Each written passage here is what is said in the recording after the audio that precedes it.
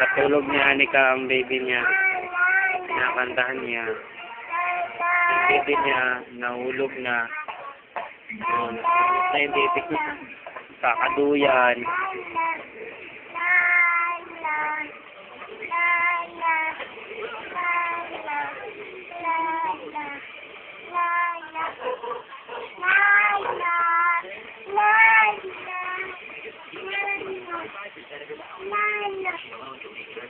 Sawa na, aalis na raw siya. Sasakay na siya sa kanyang kotse. Kotse ni Anika. Under repair daw.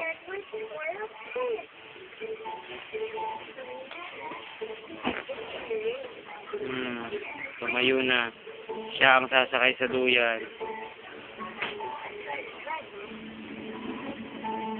Nanonood siya ng TV.